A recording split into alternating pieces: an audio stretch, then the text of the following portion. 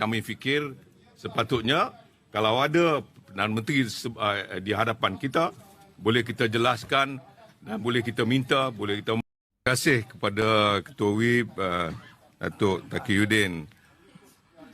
Kami hari ini pembangkang hadir dalam Dewan. Pertamanya untuk menjelaskan beberapa perkara keinginan rakyat terhadap RCI ini. RCI ini apabila kami dengar ceritanya bermula dalam kempen pilihan raya di Negeri Sembilan. Yang membangkitkan isu ini Perdana Menteri sendiri.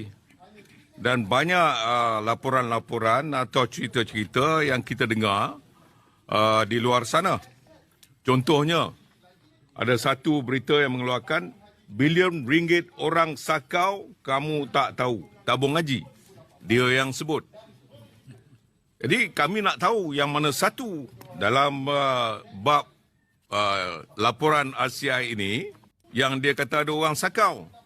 Kalau ada orang sakau, ini sudah ada 3 tahun laporan ini diberikan kepada kerajaan.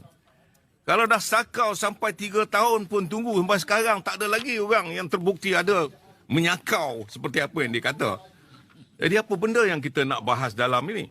Apabila dia sendiri pun tak ada urgensi untuk membuktikan bahawa dia mahu melihat supaya ini adalah merupakan sesuatu yang urgent, yang mustahak untuk diketahui oleh rakyat semua. Laporan RCI tabung haji tak diterbitkan awal kerana bimbang orang Melayu hilang keyakinan. Orang Melayu hilang keyakinan dulu. Sekarang tidak hilang keyakinan. Apa benda yang dia cuba nak sebut dengan kita ni? Kalau tangguh, orang Melayu tak akan hilang keyakinan. Kalau sebut awal, orang Melayu hilang keyakinan. Saya nak maklumkan kepada rakyat semua, kita hilang keyakinan kepada Perdana Menteri yang tidak menjelaskan perkara yang benar. Jadi tak kira masa bila, dulu atau sekarang, sama je. Kalau dia tidak menjelaskan perkara yang benar, kita dah banyak kali sebut dalam press conference kita, setiap kali kita sebut, prinsip kita adalah prinsip candor, berterus terang. Candor principle itu adalah menjadi sesuatu yang kita ketengahkan supaya kerajaan awal-awal lagi membuktikan mereka berterus terang dalam semua hal, termasuklah juga hal tabung haji ini. Sebab itu bila kita kata kita nak bahas dalam, dan akhirnya hanyalah merupakan penerangan menteri dan tidak akan ada keputusan yang dia ambil, kita boleh lakukan seperti ini, kita boleh buat press conference, kita boleh keluarkan statement, kita boleh hantar surat, itu semua boleh kita lakukan melalui jawatan kuasa, semua boleh kita lakukan. Jadi tak payah buang masa lah. Baik itu, tadi pun saya dengar Putrajaya minta sampai ada 2 hari. Dia kata tak payahlah 2 hari. Menunjukkan apa? 2 hari pun dia kata buang masa je. Kalau dia tahu 2 hari itu buang masa, sama je kalau dah buang masa 1 hari pun buang masa juga. Itu pada pendapat kami lah. Okey, terima kasih. Ada soalan?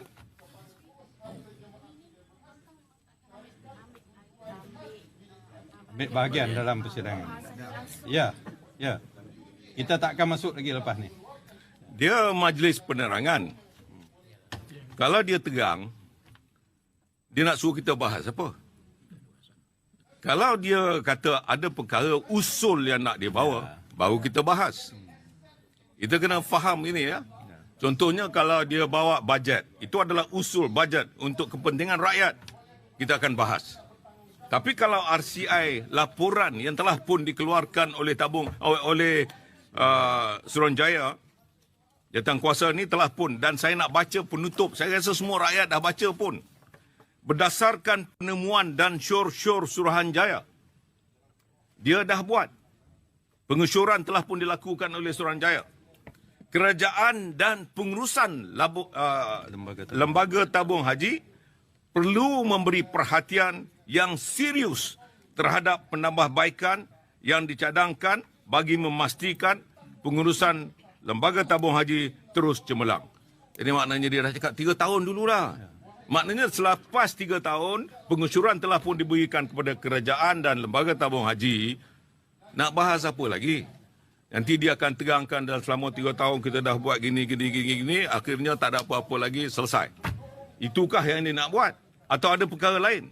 Sebab kita fikir apa yang dibentangkan oleh lembaga tabung haji ini hanyalah setakat tahun 2020.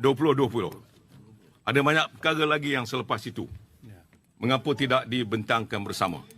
Ini yang kami fikir sepatutnya kalau ada Perdana Menteri di hadapan kita, boleh kita jelaskan dan boleh kita minta, boleh kita mohon supaya dia boleh react kepada persoalan kita semasa perbincangan itu dilakukan.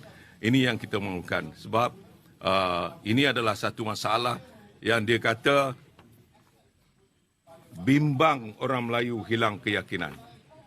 Saya rasa orang Melayu dah hilang yakin dah sebab di Negeri Sembilan ini nampak majoriti orang Melayu tak yakin dengan kepimpinan PH di Negeri Sembilan. Terima kasih.